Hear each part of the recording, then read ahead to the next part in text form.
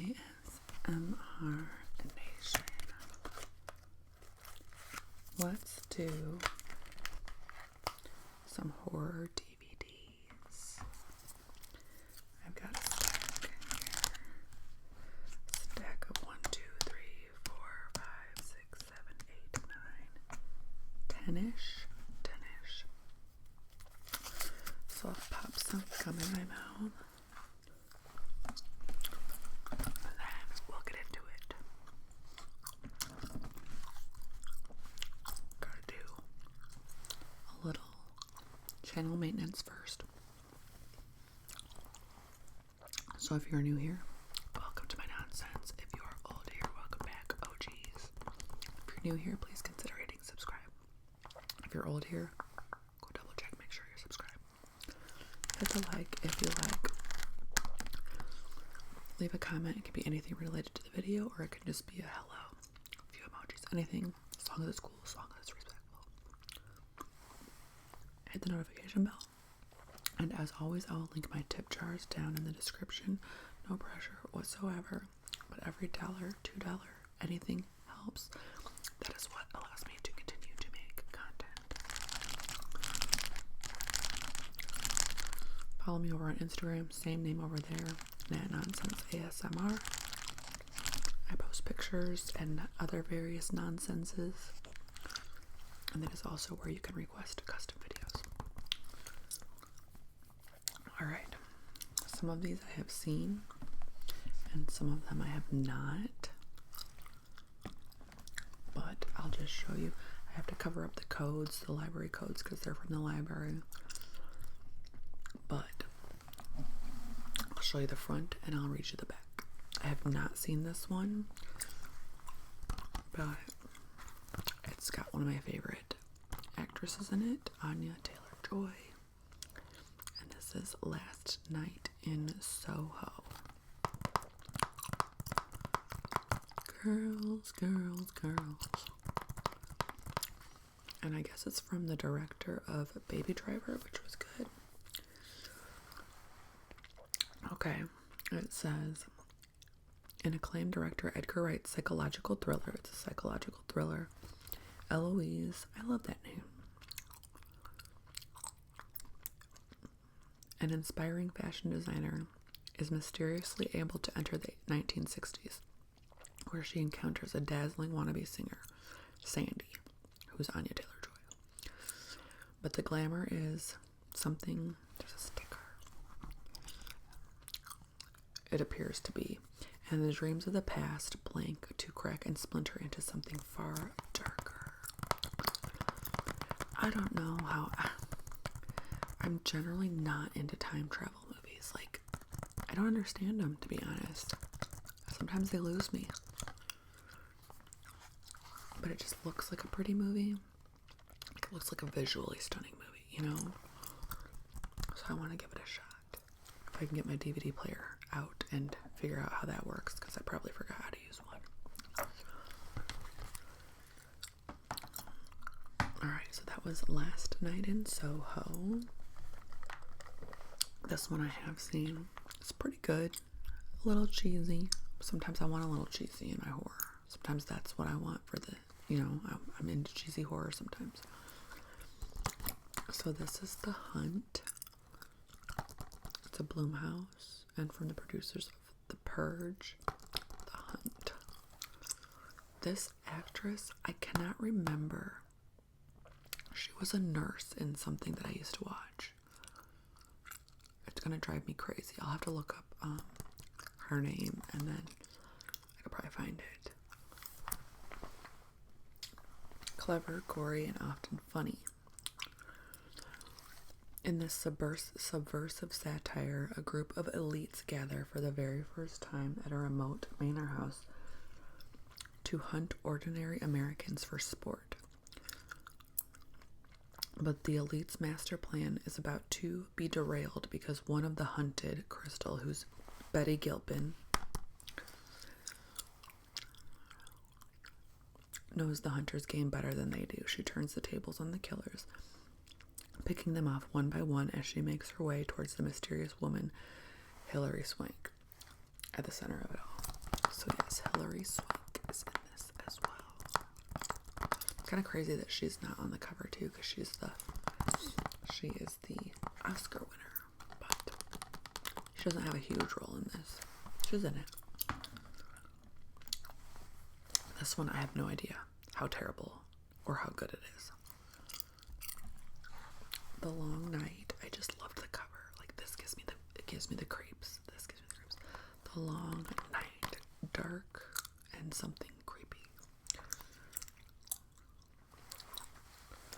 While searching for the parents she's never known, New York transplant Grace returns her childhood southern stomping grounds with her boyfriend to investigate a promising lead on her family's whereabouts. Upon arrival, the couple's weekend takes a bizarre, terrifying turn as a nightmarish cult and their maniacal leader terrorize the pair en route to fulfilling a twisted, ancient, apocalyptic prophecy. Kind of, and a little bit, reminds me of The Strangers, which is a good one. If you have not watched The Strangers, is it Strangers or The Strangers? Watch it. Let me know what you have to watch this spooky season. Like, what is at the top of your I must watch it? Like, as far as what you've already watched, like a rewatch, and then what do you want to see that you haven't seen? It Follows. Yes, I've seen it, but it's been a long time. It was pretty good from what I can remember. The front says, the best horror movie in over a decade. For 19-year-old Jay, fall should be about school, boys, and weekends out at the lake. But after a seemingly innocent sexual encounter, she finds herself plagued by strange visions and the inescapable sense that someone or something is following her. Jay and her teenage friends must now find a way to escape the horrors that seem to be only a few steps behind in this critically acclaimed chiller. The scariest movie of 2015. So it's been a while. It Follows. I'm going to do one more and then I need to take a break to go blow my nose. The Lighthouse. Look at the cover. Like, I feel like that was always, William Dafoe was always supposed to look like this character. Like a lighthouse operator. I feel like this has been on in my house and I didn't watch it, but I need to. Like, it must be on one of my streaming services. Hypnotic and haunting, The Lighthouse will seep into your bones. From Robert Eggers, the visionary filmmaker behind the modern horror masterpiece The Witch, comes this hypnotic and hallucinatory tale of two lighthouse keepers. Hallucinatory, so this probably feels like a fever dream. Lighthouse keepers William Dafoe and Robert Pattinson on a remote, mysterious New England island in the 1890s. As an approaching storm threatens to sweep them from the rock, and strange apparitions emerge from the fog, each man begins to suspect that the other has become dangerously unmoored. So they're both going crazy, and they think the other one's going crazy, not them. Alright, give me 1 second. Okay. Now the next one has 6 movies in it. I love these. I think they're called binge boxes. God. If I did not have my toddler, I would just grab one of these boxes and go to freaking town all day long. So this binge box has 6 movies in it. 6 movies. It's heavy. There's 6 CDs in here. It's got Practical Magic, adapted from Alice Hoffman's novel. This crafty chick flick is about 2 sisters who are witches. One wants to lead a normal life, the other wants to have fun, but a matter of life and death gets in the way of both. The Witch. So The Witch, remember? The Witch, same, there's some ties. Same filmmaker. I did not like The Witch. I wanted to, but I didn't. A family in 1630s New England faces destruction by the forces of witchcraft, black magic, and possession. When one of their 5 children goes missing and their life-sustaining crops fail, they fall victim to paranoia and fear as they begin to turn on one another. I like the aesthetic of it. The Autopsy of Jane Doe, I did watch. That was pretty decent. It's just another night at the morgue for a father and son team of coroners until an unidentified, highly unusual corpse comes in. Discovered buried in the basement of the home, a brutally murdered family, the young Jane Doe, eerily well preserved with no visible signs of trauma, is shrouded in a mystery. As they work into the night to piece together the cause of her death, the 2 men begin to uncover the disturbing secrets of her life. Autopsies don't happen in morgues, though, do they?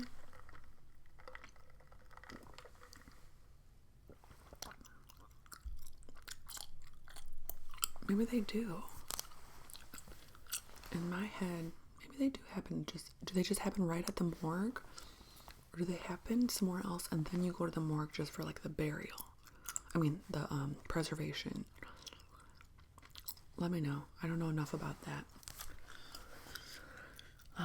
Lords of Salem. Lords of Salem. I don't even see Lords of Salem on here. Practical Magic, The Witch, The Autopsy of Jane Doe. Oh, Lords of Salem. I'm a blinking idiot. Heidi, a radio station DJ. I feel like I've seen this. Living in Salem, Massachusetts, receives a strange wooden box containing a record. A gift from the Lords. Heidi listens. The bizarre sounds within the grooves immediately trigger flashbacks of the town's violent past. I feel like I've seen the beginning of it. Sleepy Hollow. New York magistrate orders Ichabod Crane to travel to the small town of Sleepy Hollow to investigate 2 murders. Crane is determined to apprehend the Headless Horseman and prove him to be a flesh and blood mortal. I've never seen Sleepy Hollow. There's another one. Oh, Sweeney Todd. I've never seen Sweeney Todd either. Do I need to watch those? Are they musicals? Because I don't want to watch a musical, especially a horror musical. And then The Covenant. A group of teens with supernatural powers must stop the evil they let loose into the world years ago and stop the tension and suspicion within their own group. I don't know if I've seen The Covenant or not. I probably have. So that is the binge box. Then we have the new Candyman. If you have not seen the old Candyman, watch that first. New Candyman. Smart, stylish, and scary as hell, says Danielle Ryan. Okay. Oscar winner Jordan Peele and filmmaker Nia DaCosta unleash a fresh take on the blood-chilling urban legend Candyman. For decades, the housing projects of Chicago's Cabrini Green were terrorized by a ghost story about a supernatural, hook-handed killer. In present day, an artist begins to explore the macabre history of the Candyman, not knowing it would unravel his sanity and unleash a terrifying wave of violence that puts him in a collision course with destiny. So yeah, I am from Chicagoland. Not Cabrini Green, but like after that movie came out, like when you would drive by Cabrini Green, it would just give you the creeps.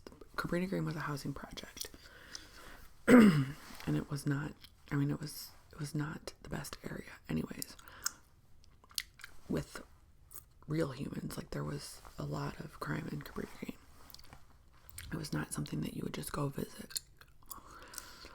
Not somewhere that you would just go visit, you know. But there was an urban legend that this Candyman, this hook-handed, I don't think he was supposed to, I don't know if he was supposed to be human or ghost or what, but the urban legend was that like he had a hook on his hand and he would come out from behind the mirror, so kind of like a Bloody Mary. And when we were little, we would like dare each other to go say Candyman in the mirror. Watch the original Candyman and then watch this. I put this on and I didn't watch it because I was doing something else like a long time ago, but I do want to watch it. Let's see what Jordan Peele did with it. Because I was such a Candyman fanatic, I don't know. I don't know if I'm gonna like a redo, you know? But I'll give it a shot. I do like this one. I like this one way better than the Saws. Even though it's similar, it's like a game. Like, do you want to play a game? This is Escape Room. Find the clues or die. Saw just gives me a weird, I don't know how I feel about Saw. I love the escape rooms. I don't like doing escape rooms because my thinking is so linear. I just don't like doing escape rooms. But I do like the movies. An intriguing invitation. And when I say my thinking is linear, I don't mean I go on tangents. I mean my problem solving is linear. My thinking is not linear. I go on tangents all the time. My problem solving is very linear. I like to do A, B, and C. I don't want to go find X and then come back to B. Ugh, no. That was a tangent in itself. An intriguing invitation brings 6 strangers together. Initially, they think they have gathered for a highly immersive escape room, but they soon make the sickening discovery that they are pawns in a sadistic game of life and death. Together they move from one terrifying scenario to the next as they find clues and solve puzzles. But the players soon learn that exposing their darkest secrets may hold the key to survive. Really good. There's a second one out too. Okay, down to 2. Happy Death Day to You. I like the Happy Death Days. They're a little cheesy, but I like them. I've seen both of them. The first one's better. This is the second one. Happy Death Day to You.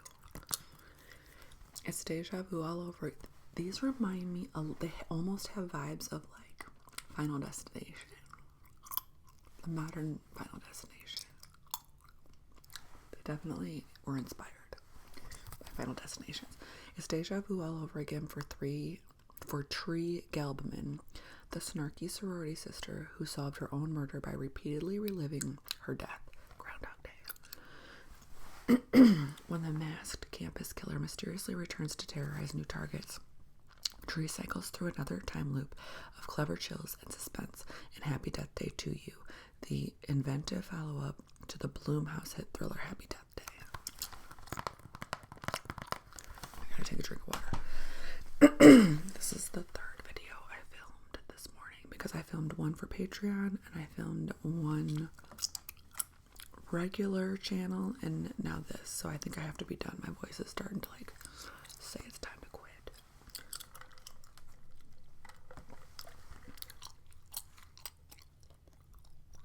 Okay, the last one, modern classic, A Quiet Place.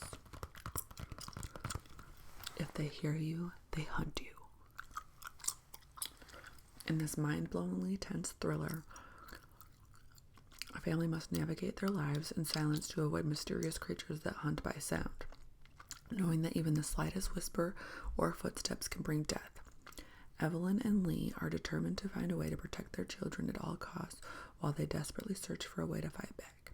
Hailed by critics as sensationally gripping and heart-pounding, A Quiet Place is a must-see movie of the year. And Quiet Place 2 is out, which I need to rewatch because that was another one that I put on and I was so distracted I didn't get to watch it. For real. I watched it for fakes. Okay. So, and that's Emily Blunt and John Krasinski. Are they together in real life?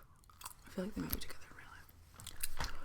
All right. So that was one set of horror movies. If the video does well, I'll go grab some more from the library and we'll get into some more. But that's a good start.